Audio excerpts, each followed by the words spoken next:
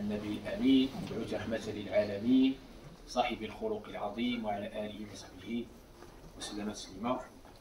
إذا نجدد اللقاء بكم في المجالس العاطرة فيما سميناه الضروري من علوم الدين. Donc on continue dans ces assemblées bénies à nous abreuver de ce qu'on a appelé le nécessaire des sciences de la religion à travers le maître de Ashir, Moshid Mouhil al-Daruri al-Din, qui a su compiler, alhamdulillah, les différents chapitres de Usul al-Fiqh, en passant par Aqida, en passant par le culte, par Salah, Siyam, Zakat, al-Hajj, al-Akhiri, et en couronnant le tout par la spiritualité. Donc, آخر يعني ما سنراه معا هو التزكية. لهذا قال ابن العشير في عقد الأشعري وفي فقه مالك وفي طريقة الجنيد السالك ما يمكنش نتصوروا علم بلا تزكية. On ne peut pas imaginer une science sans cet axe de purification qui en est le cœur battant et la vie et l'esprit. Sans cela, votre science ne servira à rien. Si elle n'alimente pas le cœur, si elle ne vous aide pas à cheminer vers Allah tabaraka wa ta'ala avec sincérité, on a parlé la dernière fois de la sincérité, l'ikhlas, pureté de l'intention, eh bien, elle sera hujjatun alik, elle sera un argument contre toi. C'est pour ça que nos savants, tous sans exception, mettaient en avant la spiritualité, qu'on peut appeler l'ihsan, l'excellence, qu'on peut appeler la purification, tazkiya, qu'on peut appeler le grand jihad, jihad al-akbar. Les noms sont nombreux, mais le sens est le même. On peut appeler ce qu'on veut. Pas avoir peur des noms quand on a compris le sens. Et cela a été évidemment une injonction coranique. Allah nous dit dans le Coran à propos de cette âme charnelle, instigatrice du mal, a eu le succès celui qui l'a purifié. Sous-entendu, il faut purifier cette âme charnelle. Il faut l'élever d'une âme instigatrice du mal vers une âme qui blâme, vers une âme pacifiée, radiyya mardiyya, inshallah. C'est le but suprême. Ça doit être la quête de sens de chaque sincère, de chaque chercheur de vérité. De façon universelle, ça ne concerne pas que les musulmans. Toute personne sincère, il doit se poser la question, pourquoi je suis créé? Pourquoi je suis là? Quel est mon but? À quoi je sers? Cette prière que je fais, pourquoi je la fais? Quelle est mon intention? Etc. etc. Pas qu'on soit dans le mimétisme. Et aussi, il faut comprendre que c'est une fonction parmi les 3 fonctions de la prophétie. Allah tabaraka wa ta'ala, dans plusieurs versets du Coran, nous explique que les prophètes, et en l'occurrence le dernier messager, Sayyiduna Muhammad sallallahu alayhi wa sallam, ont été envoyés pour 3 fonctions essentielles. Le kitab, le livre, le hikmah, la sagesse, la sunna et ses comportements pour qu'on puisse s'en inspirer parce qu'il est notre modèle.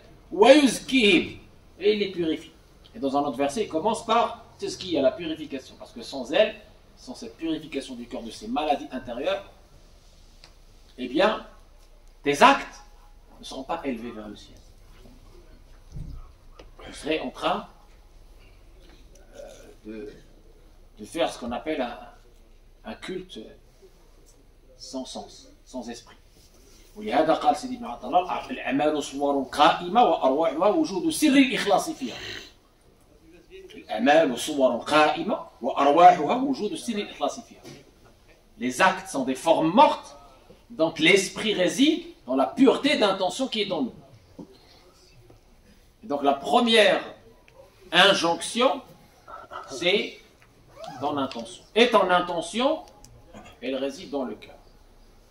Et donc toute cette science, elle a comme objectif, cette science qu'on va aborder là, à travers ce dernier chapitre de Ibn Ashir qui couronne son maître, toute cette science, son but, c'est le cœur. C'est une médecine des cœurs. Comment purifier le cœur? C'est la médecine profonde, l'anatomie spirituelle du cœur, pour pouvoir guérir ce cœur, pour pouvoir attacher ce cœur à son Seigneur. Et le cœur, comme vous le savez, c'est le roi des membres. Conformément à la parole du prophète, il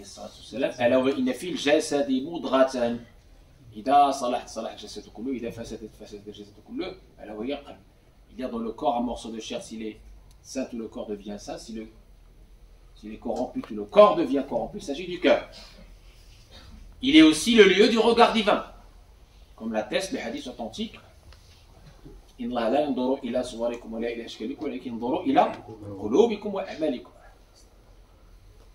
est le lieu de la piété, le lieu de l'intention, le lieu de la foi.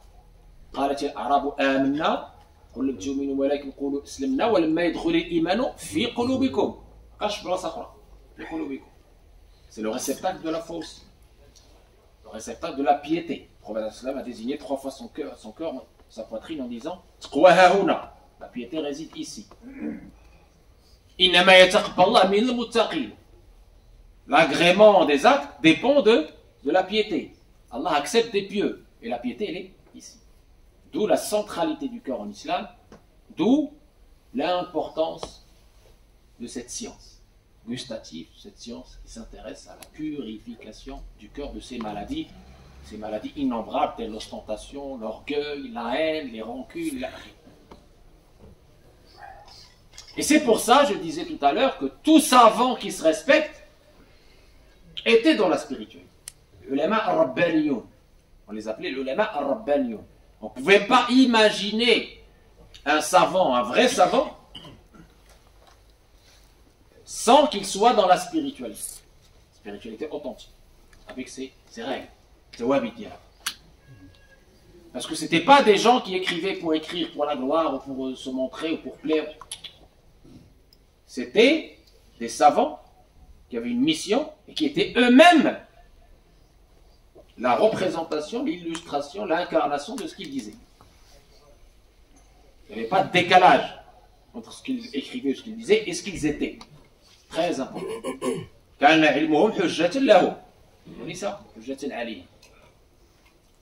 Et, encore une fois, pour la centralité de cette intention, Allah Nunseout, l'école du prophète, un lauréat de cette grande école, il nous disait La ta'allamu ilma, la ta'allamu ilma, قلت لكم هذه شكون اللي عاقل عليها؟ واحد لا تعلموا العلم لتماروا به السفهاء ولا لتباهوا به العلماء ولا لتصرفوا به وجوه الناس إليكم ولا لتخيروا به المجالس وابتغوا بعلمكم ما عند الله فإنه يدوم ويبقى وينفذ ويسير.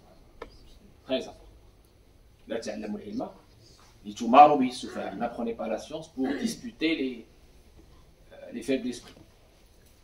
N'apprenez pas la science non plus pour concurrencer les savants. N'apprenez pas la science pour orienter les gens vers vous. N'apprenez pas la science pour se faire voir dans les assemblées. Non. Mais apprenez la science pour Allah, car c'est ça qui dure et perdure. Et tout le reste est éphémère. Donc c'est très important. Et cette science, c'est une science pratique. C'est pas une science qu'on met dans un livre et qu'on met dans un tiroir et qu'on oublie. C'est une science qui nous aide au jour le jour. C'est le bien fondé de notre existence. Plus on apprend, plus on applique. Plus on apprend, plus on se rapproche de Dieu. Pour que ce soit cette science-là qui nous rapproche de Dieu, il lui faut des conditions. Il faut qu'elle soit protégée par la spiritualité. Un savant qui ne protège pas son cœur par l'éducation spirituelle, il est corrompu. Tôt ou tard, il est corrompu. Tôt ou tard. Parce que sa science devient un voile. Sa science devient un piège. Sa science devient une nourriture de l'ego. Et on en a plein aujourd'hui. يصير علمه وبال حجاب بينه وبين الله.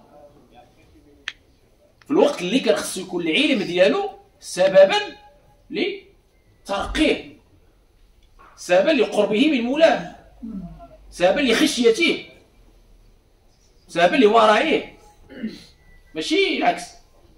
واتل عليه النبأ الذي آتيناه آياتنا فانسلخ منها فأتبعه الشيطان فكان من الغاوين ولو شئنا لرفعناه بها ولكنه أخلد إلى الأرض واتبع هواه فمثله كمثل الكلب والعياذ بالله. إن تحمل عليه تتركه هيهات. الكلب أحسن منه، لأن الكلب راه عنده منافع، عنده مال كلها بعدنا راه شتيهم، هذا اللي يهدي الأعمى، هذا يحضي الدار، هذا الكلب عنده منافع. كلبهم باسط ذراعه بالوسط. هذا يكون شر من الدواب. علاش؟ لأن العلم ديالو بالعكس يعني وصلوا لفين؟ وصلوا لجهنم. وهم أشد الناس عذابا لأنهم عرفوا وما طبقوش. يا أيها الذين آمنوا لما تقولون ما لا تفعلون، لما تقولون ما لا تفعلون، كبر مقتا عند الله أن تقول. مقت ماشي قال لك مقت، شي حاجة خايبة. كبر مقتا عند الله أن تقولوا ما لا تفعلون.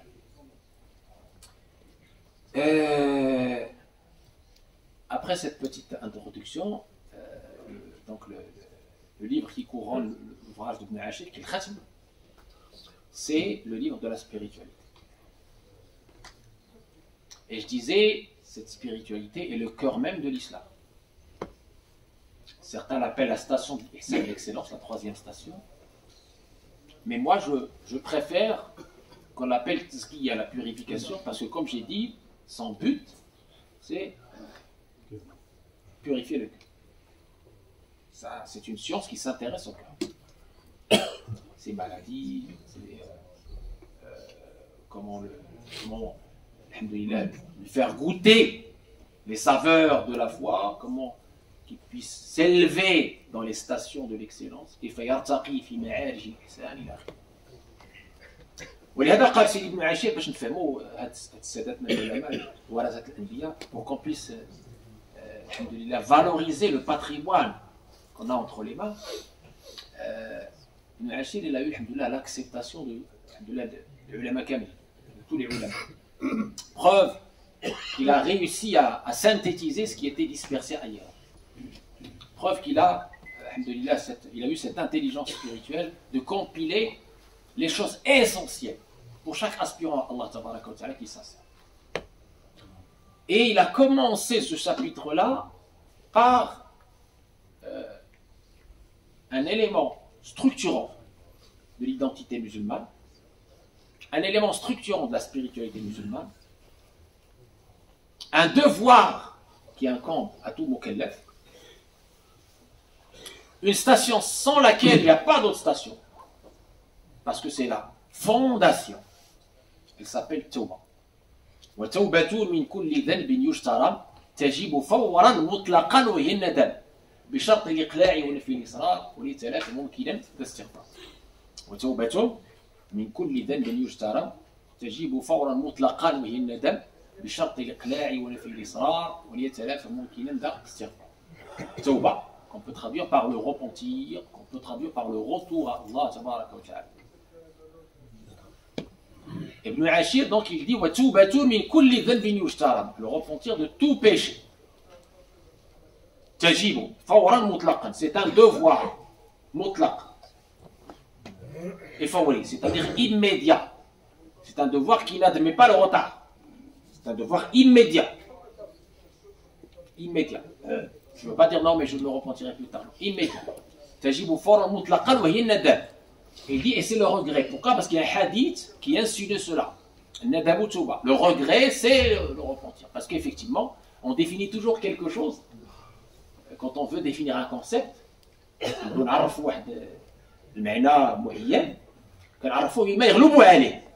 on le définit par la caractéristique qui est majoritaire.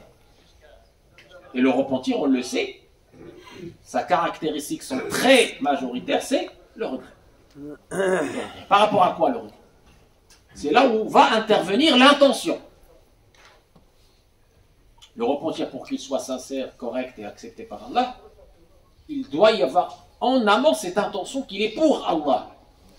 Inabatan ou ubatan ou tawbatan. Par crainte d'Allah ou par pudeur par rapport à Allah, khishiyatan ou haya'an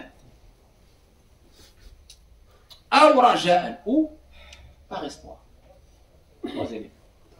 Se repentir, mes chers frères, mes chères sœurs, les savants ont défini plusieurs stations du repentir. Tawbatun min al-kufri ila al-iman. Première station de base, c'est le repentir de la négation vers la foi. Ça, c'est un repentir. Et même le premier. Tu as cet éveil spirituel, cette guidance qui vient de la part d'Allah, qui illumine ton cœur, qui fait que tu attestes qu'il n'y a de divinité si ce n'est pas Allah. Par rapport à ses bienfaits, par rapport à toi, par rapport aux signes que tu as pu voir, etc. Donc tu te remets à Allah, tu fais ta hijra de la négation vers le tawhid, vers la foi. Ça c'est le premier repentir. Deuxième station de repentir, Tawbatun min al-islami ila al-iman. C'est un repentir de la station de l'islam vers la station de l'iman. C'est-à-dire vers d'une station que le Coran a définie comme étant une station de soumission.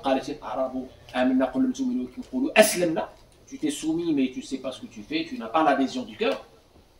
Vers une station où le cœur y est. On parle du cœur. Là on commence à parler du cœur. قل لم تؤمنوا ولكن قولوا اسلمنا ولما يدخل الايمان في قلوبكم توبة من الاسلام يعني حضهم على التوبة من الاسلام الى الايمان ان لا يدخل الجنة حتى تؤمنوا. Vous ne pouvez pas rentrer au paradis si vous n'avez pas la foi. Donc, il faut cette transformation de l'islam vers l'iman, vers la foi, vers cette adhésion du cœur. C'est pas juste je fais comme les autres ou je me non, c'est vraiment l'adhésion du cœur. Cette lumière qui est dans le cœur. Très bien. Et puis, troisième niveau, le repentir de l'iman vers l'ihsan. C'est-à-dire, tu es croyant normal, tu essaies d'avoir 10 sur 20, d'accord? Tu essaies de t'épargner l'enfer et de rentrer au paradis. Tu passes de cette station-là vers une station d'aspiration plus noble, plus élevée, plus ambitieuse, qui est celle de l'excellence. Adorer Allah comme si tu le voyais, certes, tu ne le vois pas, lui te voit, c'est-à-dire, tu veux plus que le paradis. Plus que le paradis. Et on y reviendra. Durant l'avancement de ce chapitre. Parce qu'on y va doucement, Inch'Allah. On ne va pas vous perturber.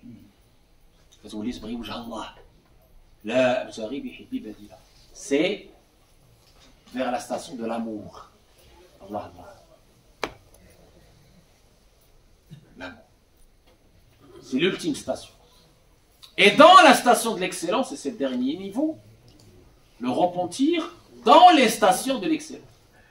توبة في مقام الإحسان حتى يعني تعرج في معارج الإحسان, pour que tu puisses être dans ce voyage ascensionnel à l'intérieur de la station de l'excellence. Un voyage ascensionnel. من حسن إلى إحسان ومن إحسان إلى إحسان منه. القناعة بالله حرمان. Il ne te suffit pas d'une station noble, tu veux encore plus par rapport à Allah tabaraka wa ta'ala. Par amour, par amour. On reviendra sur cette question-là. Une tauba par amour. C'est la meilleure des taubas. C'est la meilleure des repentis. Et quand on entend la parole du prophète alayhi salatu wassalam, inni la yughanu ala qalbi astaghfirullah wa atubu ilayhi fi al-yawmi 70 marra. Imam Qadi Iyad Sidi Hsubi rahmatullah alayhi الشهيد فصلها المسألة هذه. ياك عندكم تحسبوا أن رسول الله صلى الله عليه وسلم بحالكم كيغلط باش يتوب. التوبة ديالو ماشي بحال التوبة ديالنا. هو سيدنا رسول الله صلى الله عليه وسلم يعرج في معارج الإحسان. والأنبياء كذلك معصومون. فأولا وقبل كل شيء هذا الحديث باش حنا يذكرنا إلا كان الرسول صلى الله عليه وسلم اللي هو القدوة ديالنا يستغفر الله 70 مرة ولا أكثر، 70 تفيد الكسرة، وفي رواية 100، وحنا شنو خصنا نديرو؟ نديرو أكثر. حنا هو اللي معصوم وغفر الله له ما تقدم من ذنبه وما تأخر، خير خلق الله، وكي في كل نهار كيتفكر مولانا، كيتوب مولانا، كيرجع لمولانا. فما بالنا بحنايا، يعني كيعطينا قدوة باش ما نفرطوش في الاستغفار، باش ما نفرطوش في التوبة. ثم يبين لنا ان الانبياء عندهم واحد المقامات ديالهم عاليه جدا. كان واحد من الشيوخ ديالنا كيقول لنا لو غاب عني رسول الله صلى الله عليه وسلم يوما طرفة عيني لما عددت تمثيل المسلمين. مع الرسول شوف هاد الناس فين، شوف العوام فين هما، شوف هاد الناس فين، باش نفهموه راه هادشي مازال ما كاين، مازال كاين الحمد لله بفضل الله علينا وعلى الناس. Donc je disais, quand on entend la parole du prophète alayhi salatu wassalam, où il nous dit je demande pardon à Allah et je me repentis à lui 70 fois par jour. Trois éléments essentiels dans ce hadith. La première, c'est 70, veut dire l'abondance en arabe. Ce n'est pas un nombre en particulier, c'est l'abondance. La deuxième chose, c'est que notre prophète alayhi salatu wassalam, il fait ça pour nous. Parce que lui, il est infaillible, il a déjà été pardonné par Allah. Mais il fait ça pour que nous prenons exemple sur lui. Si lui, qui est pardonné, il fait ça autant de fois, alors que devons-nous faire? Nous qui sommes évidemment plus faibles et moins assidus et beaucoup plus fautifs. Très fautifs même. Hein? Et on sait que Adam on revenira à ça.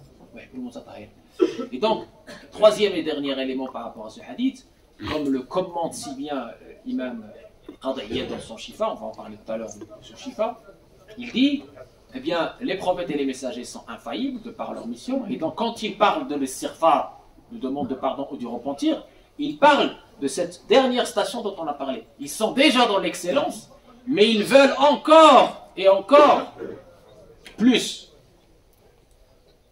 dans ces ascensions, dans cette noblesse.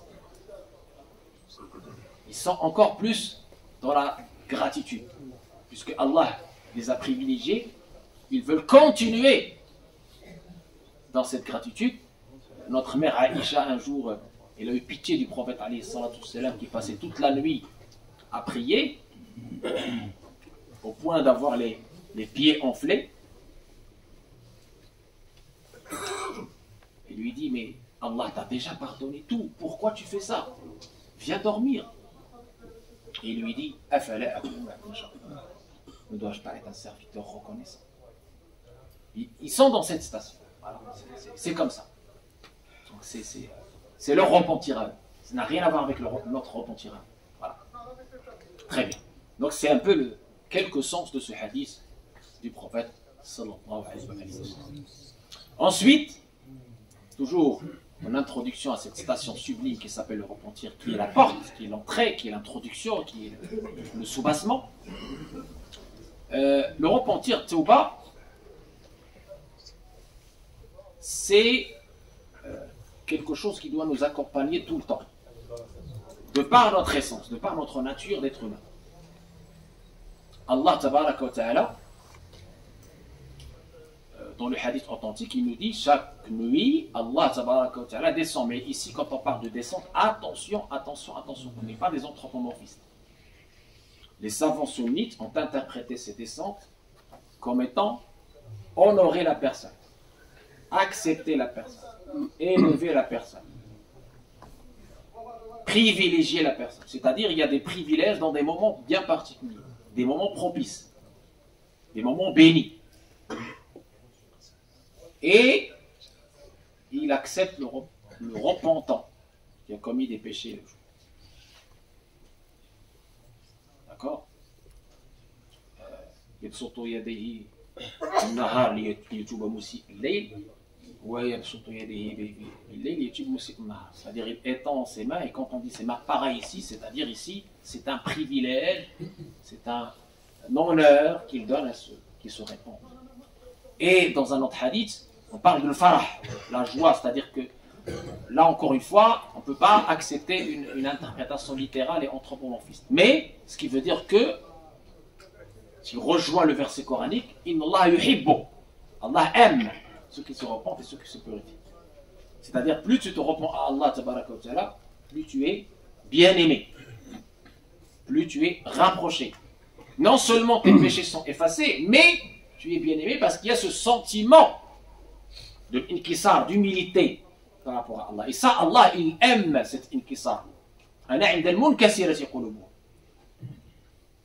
Et parmi les spécificités de cette religion musulmane, cette miséricorde infinie d'Allah tabaraka wa ta'ala. قل يا عبادي الذين أسرفوا على أنفسهم لا تقنطوا من رحمة الله إن الله يغفر الذنوب جميعا إنه هو الغفور الرحيم. Et on va s'arrêter ici parce que le sujet évidemment est très important. Et on verra la semaine prochaine, bi'idhnillah, les conditions du repentir sincère. Pour que ton repentir soit sincère et les fruits du repentir, qui est considéré à la fois comme une station, maqam, et comme un hal, un état, qui peut devenir un maqam, mais aussi comme un fruit béni. Parce qu'il est au début, au milieu et à la fin. Quand tu es prêt, quand tu es dans ce chemin magnifique, ascensionnel, de l'ihsan, eh bien, tu reviens à Allah tout le temps. Non seulement par rapport aux péchés cardinaux, péchés capitaux, parce que les savants majoritairement ils disent que les grands péchés sont effacés, peuvent être pardonnés par le repentir. Alors que les petits péchés peuvent être pardonnés autrement, c'est-à-dire par l'istighfar, par la prière à la prière, le jumu'ah au jumu'ah, le jeûne du ramadan, le hajj, etc. Par contre, les grands péchés doivent être effacés par tawbah al-nasuh avec ses conditions. Et je termine par le verset coranique Ya ayyuhalladhina amanu tubu ilallahi tawbatan nasuhan. Tawbatan nasuhan.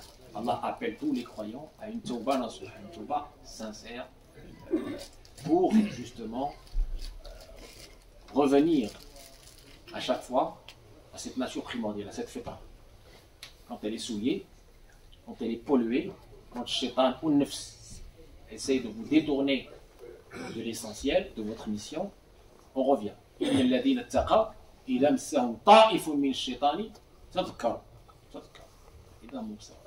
L'être humain il est oublieux, c'est dans sa nature, il est fautif, c'est dans sa nature.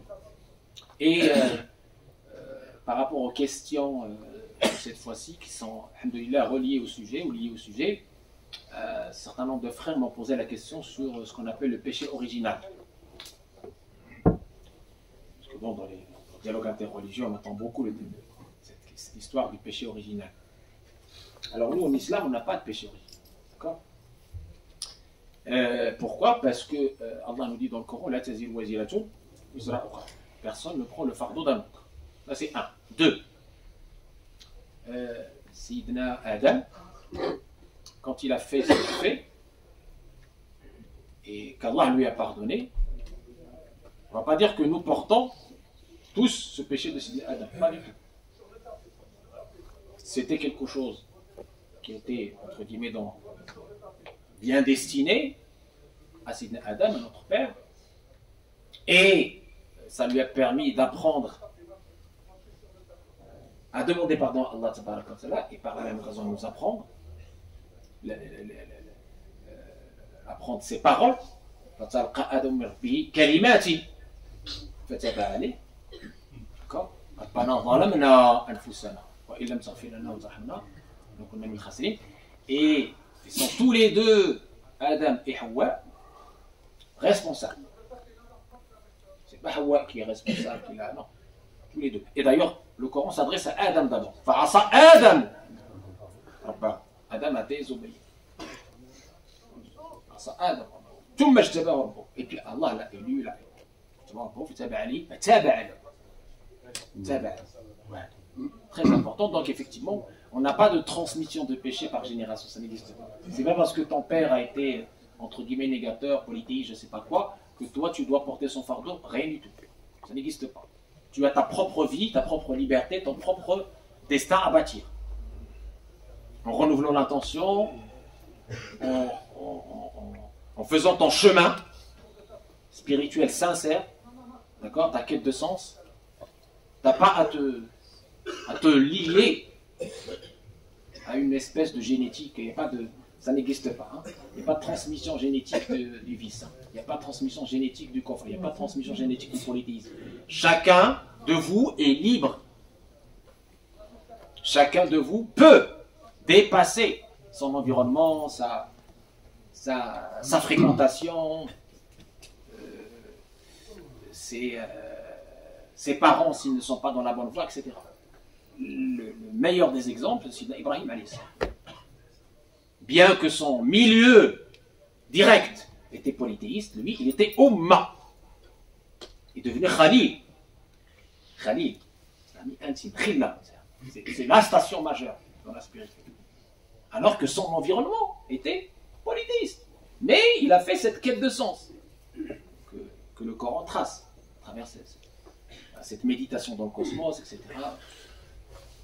وآخر دعوانا الحمد لله رب العالمين.